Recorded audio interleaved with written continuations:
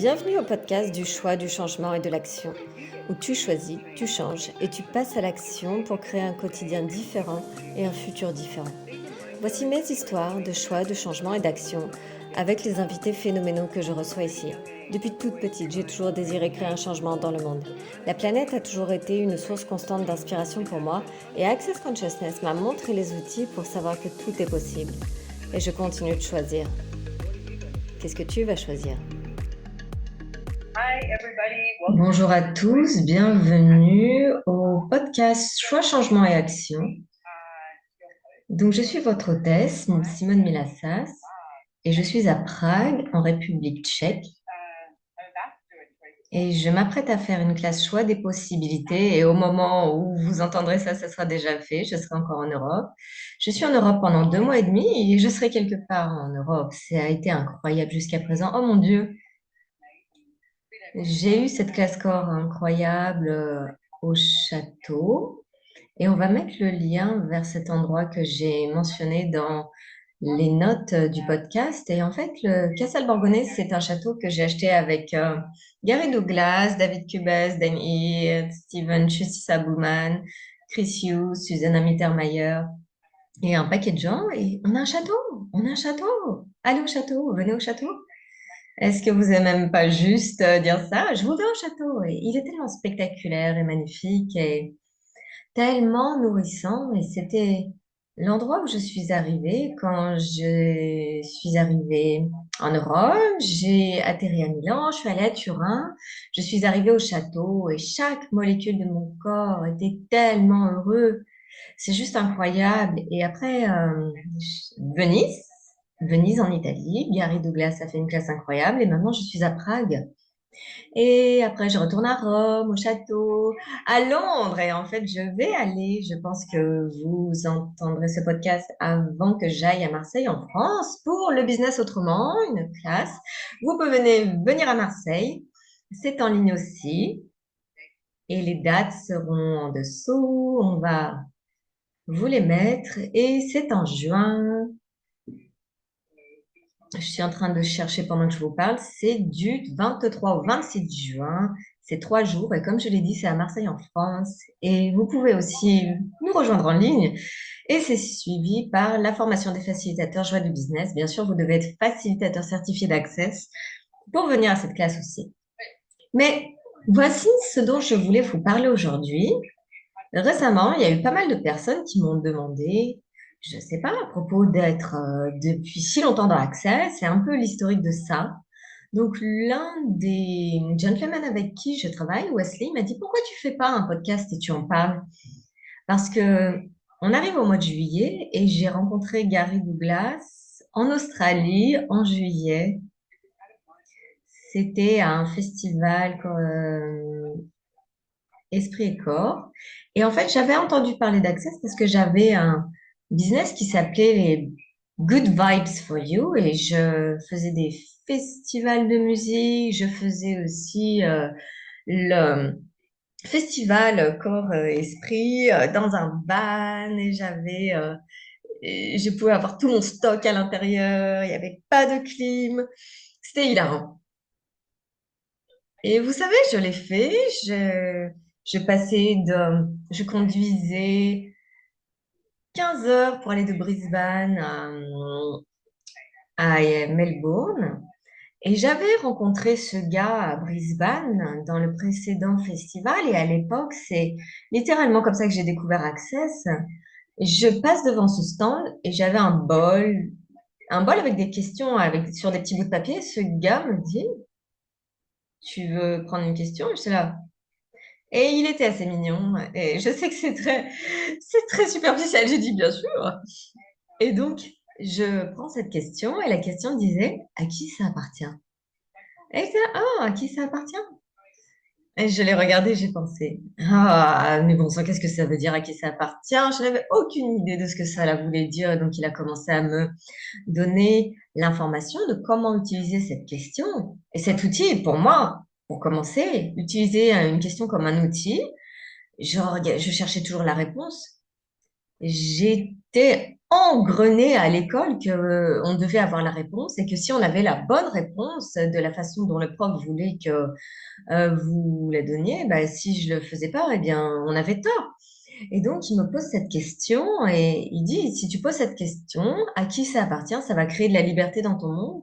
Et l'outil de à qui ça appartient, à la base, pour chaque pensée, sentiment et émotion que vous avez, demandez à qui ça appartient. Parce que on est tellement médium et tellement conscient et on capte continuellement toutes les pensées, sentiments, émotions des autres. Et à l'époque, il m'avait dit, et si 98% de nos pensées, sentiments et émotions n'étaient pas à nous, et si on avait juste conscience de tout, et aussi on a toujours envie de réclamer la merde comme étant à nous, non, tu comprends pas, je suis déprimée, je suis en colère, je suis ça, je ne suis pas intelligent, je suis stupide, da da da. Et donc, on se réveille avec cette litanie de jugement à propos de nous-mêmes. Et c'est ce que nous rendons plus vrai et réel que quoi que ce soit d'autre. Donc, voici la façon dont l'outil marche. Et c'est juste le début de ce podcast. Mais voici la façon dont cet outil marche. Pendant 3 jours, vous demandez à qui ça appartient. Donc, lorsque vous demandez cet outil, à qui ça appartient pour chaque pensée et émotion, si ça s'allège, ce n'est pas à vous. Et si vous connaissez la phrase de DBH d'Access Consciousness, vous pouvez en découvrir plus sur theclearingstatement.com. Vous pouvez juste dire poke and pot tout ce que c'est et juste permettez-vous d'avoir l'espace. Allez-vous vous donner l'espace de reconnaître que peut-être toute la merde que vous avez décidé qui était à vous ne l'est pas. Peut-être, en dessous de toute cette merde et tout ce caca, vous allez peut-être découvrir qu'il y a des fleurs qui ont éclos et qu'il y a une possibilité différente pour vous. Et si vous n'aviez pas tort,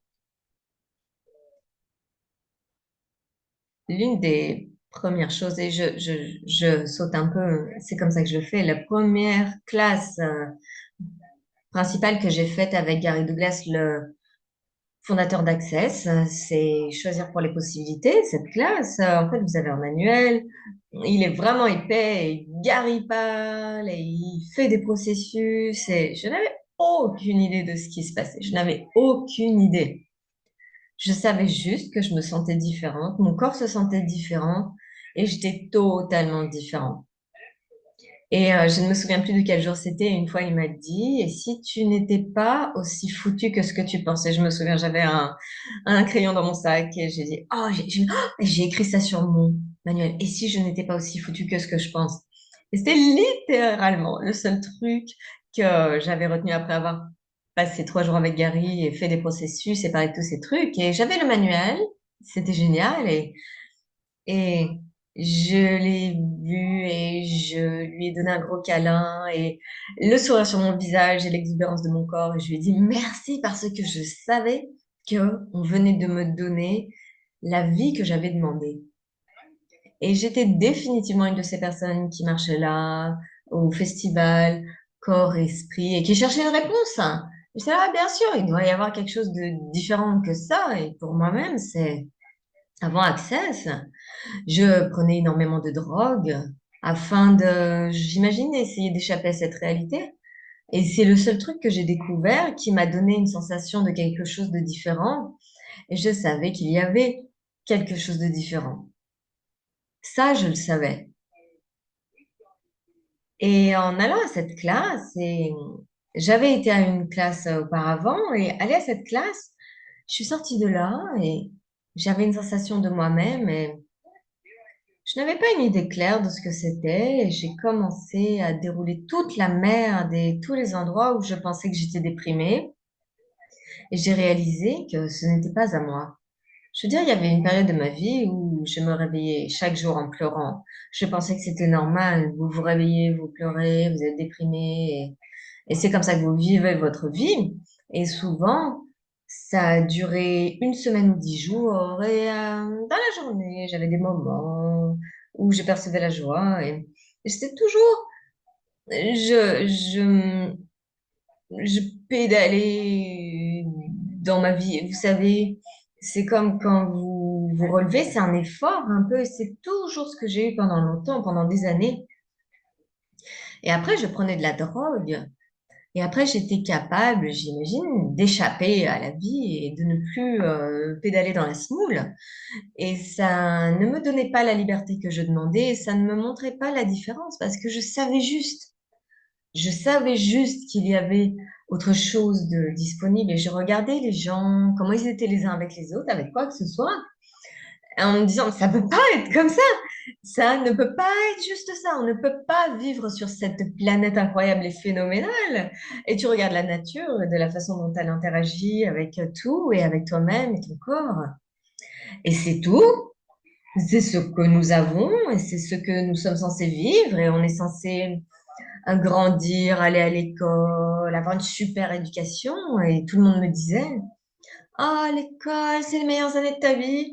Et j'étais là, sérieusement, si l'école, c'est les meilleures années de ma vie, alors j'en ai fini, parce que j'ai pas aimé l'école du tout.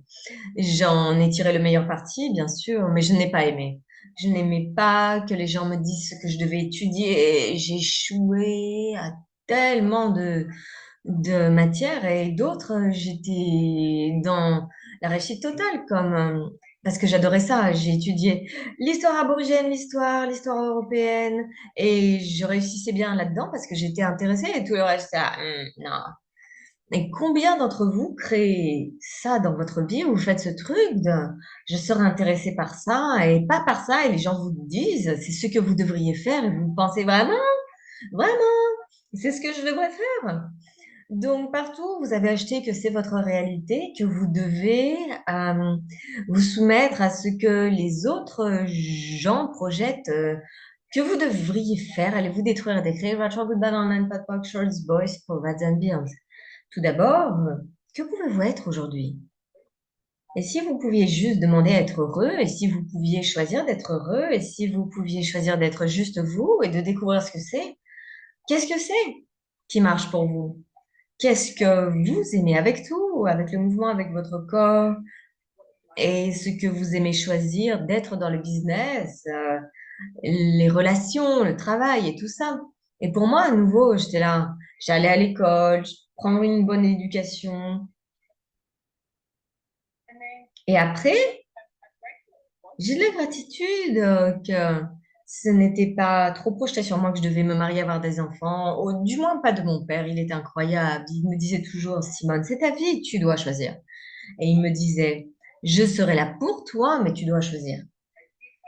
Et j'ai entendu à une fête une fois ma mère dire, oh, elle sera heureuse quand elle trouvera l'élu. Et j'étais, oh mon Dieu, je suis peut-être la personne la plus heureuse de la famille. Et tu dis, je serai heureuse quand je trouverai l'élu.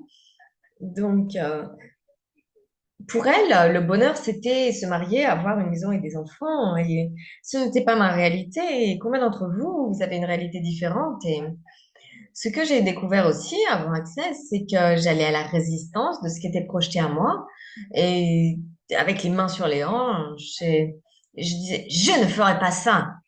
Je choisirai pour moi. Mais après, vous finissez par vous battre pour vous plutôt que de vous choisir vous. Donc, ici, vous pouviez juste choisir ce qui marche pour vous.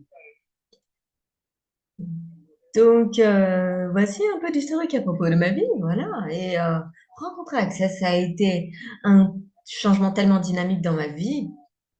Comme je l'ai dit, je me souviens d'aller à cette classe avec Gary, en fait, de le rencontrer au festival Corps-Esprit. Et c'était en juillet 2002. Et j'avais déjà reçu les bars. Non, non, c'est pas vrai. J'avais juste cette question à qui ça appartient de ce facilitateur. Et il avait une soirée d'intro sur Access et j'admets que j'étais un peu superficielle. J'y suis allée parce qu'il était mignon et je me suis dit, bah, allons-y. Et j'étais la seule personne qui était à cette classe d'intro et j'ai vraiment de la gratitude. Il a quand même fait, il a fait la soirée d'intro et à nouveau, il faisait ses processus et ses déblayages et j'étais là, bon sang, mais qu'est-ce que c'est comme la phrase de déblayage, right or wrong, good and bad, put and poke, online shows, boys, pop, bad, bien. C'était un peu différent à l'époque. Mais je suis là, mais qu'est-ce qui se passe? Et ce que j'ai remarqué, c'est que le lendemain, je me suis réveillée, je me sentais différente, ce n'était pas me réveiller avec cette futilité dans mon monde de comment je devrais commencer ma journée parce que je dis, ah, je dois aller à la gym, je dois faire ça, je dois faire ça. Et tout avait un timing. Et à telle heure, je dois faire telle chose. Et je me suis réveillée et je me souviens être assise dans le lit et 10 minutes après, je me disais, qu'est-ce qui vient de se passer? Qu'est-ce qui vient de se passer? Et j'étais détendue. Et peut-être détendue pour la première fois de ma vie. Je ne me souviens pas vraiment. C'était juste cette sensation de paix. Maintenant, j'étais super occupée à l'époque et on arrivait en décembre en Australie. Mon business était à propos d'aller à des expos, des festivals et j'avais eu cet avant-goût d'access. Et j'étais encore très occupée. Je me souviens ce facilitateur qui m'appelle et dit, Hey, viens en classe. Blablabla. Non, non, tous ces festivals, je dois aller à Sydney, tout ça et tous ces événements dans lesquels je voyageais en Australie. Et il était toujours là. Je comprends pas pourquoi tu ne choisis pas ça. J'allais le choisir quand je le choisis. Et je l'ai appelé avant Noël. Je lui ai dit, hey, j'aimerais en savoir plus à propos de ça. Qu'est-ce que je dois faire? Et je suis désolée, c'était l'année d'après. Vous voyez, c'est le temps. Et la fois d'après, c'était en juillet. Donc en fait, il y a eu vraiment du temps qui s'est déroulé avant que je le revoie à nouveau. Et c'était en juillet, en, au festival à Sydney en 2022. Et j'avais cette amie qui venait de mourir. Et elle a été mordue par un moustique et elle est morte. Et j'étais dévastée. Et le monde s'était arrêté. J'étais tellement malheureuse. Et je tombe sur lui. Et je savais qui était Gary Douglas. Je ne l'avais jamais rencontré. Et je le vois au coin avec Gary. Et il me présente. Et j'avais mon stand Good Vibes for You. J'avais des stickers, des aimants, des t-shirts et tout ça. Avec toutes ces citations que je percevais qui pouvaient changer la vie des gens juste en les voyant. Et une fois, il y avait N'aie pas peur. Et j'avais aussi écrit, imagine ce que vous pourriez faire si vous ne pouviez pas échouer. J'avais toute cette marchandise. Et Gary arrive au coin avec ce gars et il me présente et il me fait un câlin. Et lorsqu'il me fait un câlin, je me retire et il me dit, tu sais, ça irait un peu mieux si tu étais ouverte au recevoir.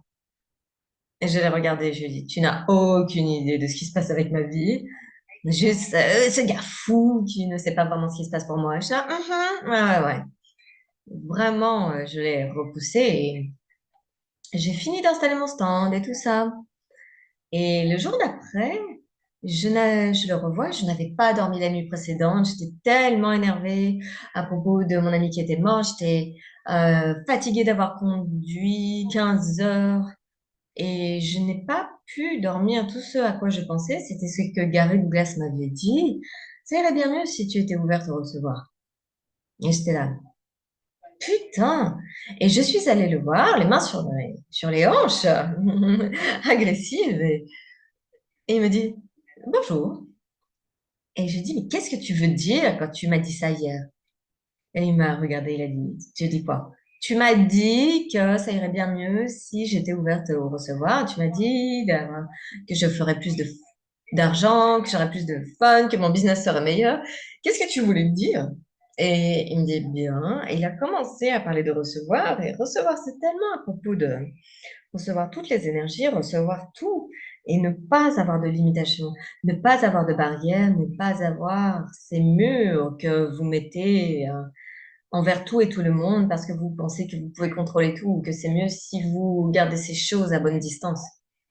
Je l'ai regardé, j'ai dit, je ne pensais pas que j'étais autorisée à recevoir. Et il m'a demandé, qu'est-ce que tu veux dire? J'ai dit, je pensais que j'étais ici sur cette planète pour donner. Je pensais que c'était mon job de donner, donner, donner, donner, donner. Combien d'entre vous avez décidé que votre job ici sur la planète Terre est juste de donner? Et si c'était de recevoir? Et tout ceci, point d'IA, allez vous détruire et décrire. Right, wrong, good and bad, pock and pardon, nine shorts, boys, poor, bad, Indians. Donc, c'était ma première introduction au recevoir. Et ça ne c'est pas terminé, ça continue tout le temps et je suis toujours là. Oh, le grand mot avec le R. Que puis-je recevoir aujourd'hui que je n'ai pas souhaité recevoir auparavant.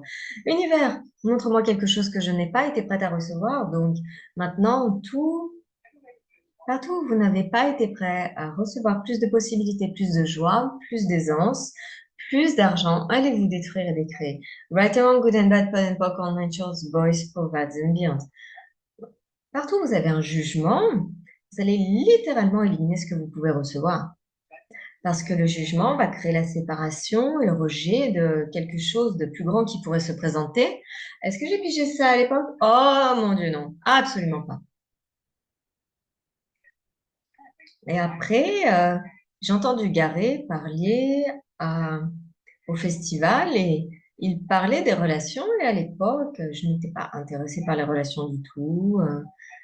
J'en recherchais pas une et je ne choisis pas une relation. Et non, ça va pas marcher. Et je voulais l'entendre parler et je me souviens d'être allée là-bas et c'était la première fois où je ne me suis pas sentie en tort de ne pas désirer une relation et c'était la première fois où je me suis sentie empuissancée à propos de ce que je voulais choisir pour moi et que c'était OK. Et je me souviens qu'il avait dit, ne me fais pas confiance à moi, fais-toi confiance à toi. Et je vous le dis maintenant. Et si vous venez dans mes classes ou que vous avez écouté mes podcasts, s'il vous plaît, ne me faites pas confiance. Faites confiance à ce que vous savez. Et si vous entendez quelque chose que vous entendez et que c'est lourd et qu'il y a ce ne l'achetez pas comme étant vrai. Demandez, est-ce vrai pour moi? Et vous n'avez pas à mettre ça en tort ou à mettre ça en raison. C'est pas à propos du jugement, c'est à propos de choisir pour vous. Et donc, c'est l'un des premiers outils, en fait, que j'ai reçu aussi, c'est que je n'avais pas tort, à nouveau. Je n'étais pas aussi foutue que ce que je pensais que j'étais et je pouvais choisir ce qui marchait pour moi. Donc, il y avait une classe le week-end d'après qui s'appelait Hors de la boîte et c'était une classe de 2 jours et à nouveau, ça a changé toute ma vie. Ça, sortir de la boîte. Il y avait beaucoup de choses à propos du jugement parce qu'il venait de faire ce gros événement des 7 jours, le tout premier événement des 7 jours et j'ai été à tous sauf le premier. Et il parlait de sortir du jugement. Et j'étais tellement attirée par ça. Mon Dieu, imaginez un monde sans jugement. Ça serait juste incroyable. Et je me souviens, c'était la première fois où j'ai rencontré Danny Here parce qu'il n'était pas à l'expo auparavant, il était en Nouvelle-Zélande en train de faire quelque chose. Donc en fait, il est venu ici, il était à cette classe hors de la boîte et il m'a demandé si je voulais recevoir les barres. J'ai dit oui et j'étais assise sur une chaise et il était derrière moi et il me faisait les barres. Donc j'étais assise et il me fait les barres et j'étais là. Putain, qu'est-ce qui se passe? Tout changé. Et c'était vraiment cette énergie de la sectionness aussi que je ne m'étais pas vraiment permise de recevoir. Et j'étais juste là. C'est- C'était tellement bon. C'est comme ça que je le décrirais. Je me souviens être sortie dehors et je lui avais dit, c'est incroyable. Et j'avais reçu les bars à une expo auparavant où j'avais flippé au bout de 20 minutes, parce que j'avais flippé parce que je commençais à pleurer, j'étais dit, oh non, non, non, j'en ai fini. Donc c'était juste la deuxième fois où je recevais les barres, c'était avec Dane, et c'était différent. Je suis dans la classe avec Gary, on parle de pas de jugement, vivre votre vie en étant hors de la boîte, et Dane me faisait les barres, et c'était waouh, waouh, waouh, waouh. Et j'imagine, c'était il y a 21 ans à peu près, et maintenant, wow! Tellement de choses ont changé, tellement de choses ont changé avec moi-même, toute ma vie, et tellement de choses ont changé avec Access, et c'est incroyable. Et en fait, ce que j'adore, c'est que je vais faire une deuxième partie de ce podcast où je pourrais parler de l'historique d'Access et de ce que nous avons choisi avec Access les dernières années, et regarder à la création de ça, à propos de créer des classes et la façon dont nous faisons les choses, jusqu'au manuel et avoir les facilitateurs et avoir des milliers de facilitateurs de bars dans le monde. Comment on a commencé tout ça et comment on voyageait? Parce que la plupart des gens pensent on avait tous de l'argent dès le début et pas du tout.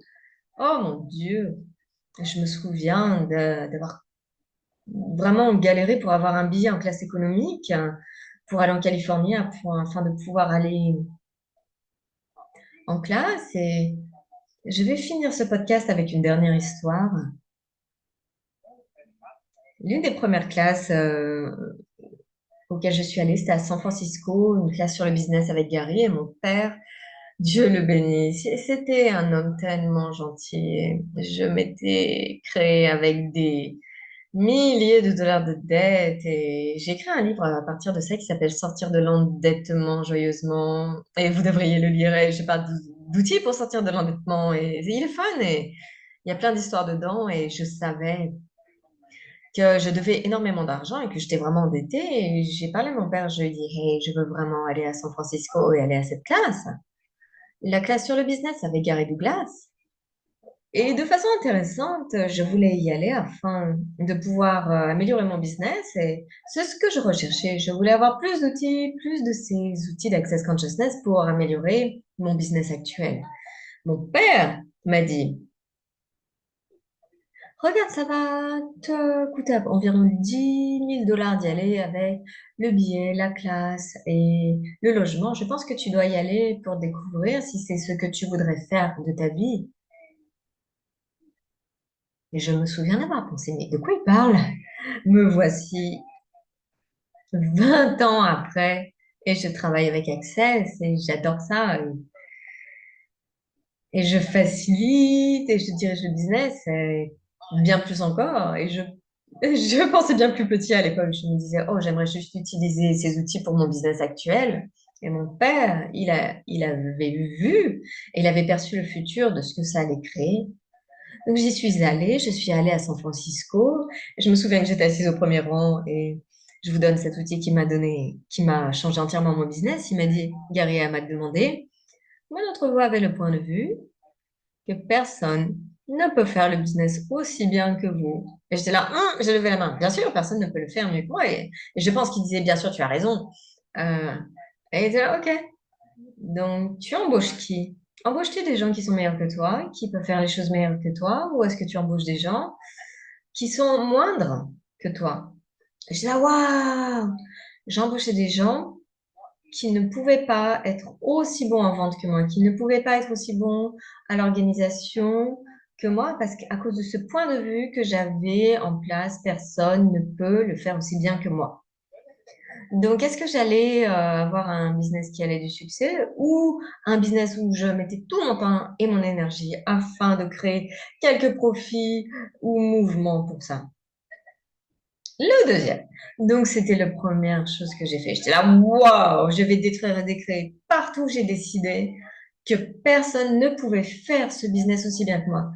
Et j'étais dans la vente de gros et je faisais de la marchandise, je travaillais avec des groupes, j'allais dans les expos, je faisais de la grande vente de gros, je faisais tout ça et j'étais celle qui faisait les ventes et les ventes de gros. Je devais organiser tout, je faisais la comptabilité, j'appelais les gens et j'appelais tout le monde et même si j'embauchais d'autres personnes. Donc en fait, la première chose que j'ai commencé à faire, c'est me dire, OK, que faudrait-il pour que des gens se présentent, que je pourrais embaucher et qui peuvent contribuer au business et qui sont meilleurs que moi.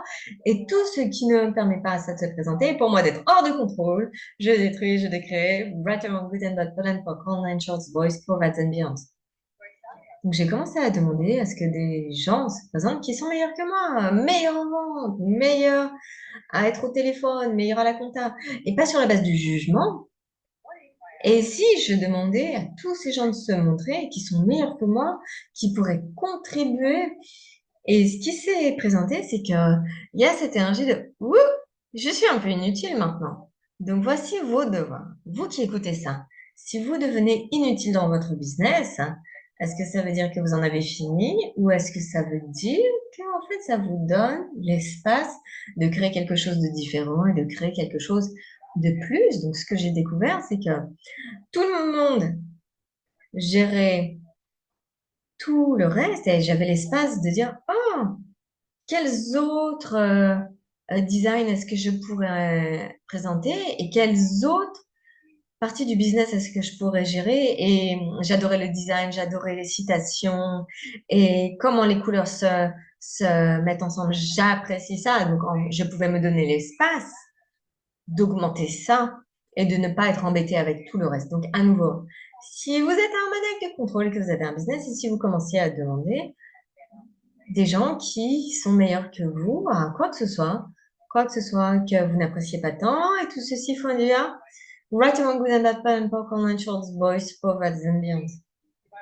Si je regarde ce podcast, par exemple, je ne fais pas toute la partie technique, j'enregistre le podcast et j'ai toute une incroyable équipe de gens derrière moi. Pas derrière moi, en fait, ils sont partout dans le monde, littéralement, qui organisent tout ça.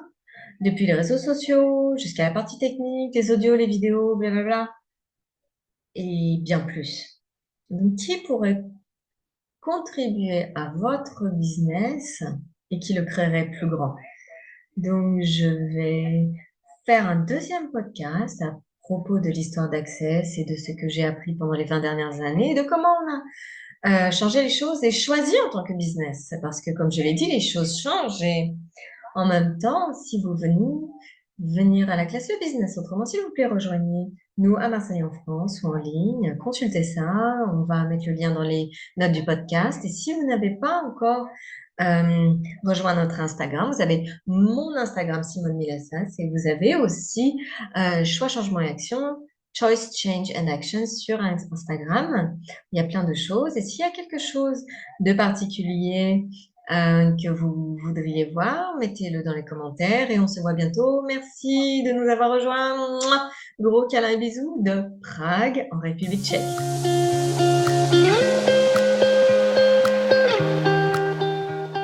Si tu as apprécié ce podcast, fais en sorte d'appuyer sur le bouton suivre ou s'abonner sur ta plateforme favorite pour être notifié à chaque nouvel épisode. Nous lisons tous les commentaires, donc s'il y a un sujet dont tu voudrais entendre parler, fais-le nous savoir. Si tu aimerais en savoir plus à propos des outils, des informations et des classes mentionnées dans le podcast, va sur simonemillasas.com, puis suis-moi sur Instagram @simonemillasas. Pour le podcast, il a son propre compte sur Instagram @choice, change and action. N'oublie pas que tu peux télécharger les notes de l'épisode et pour terminer, amuse-toi beaucoup trop aujourd'hui.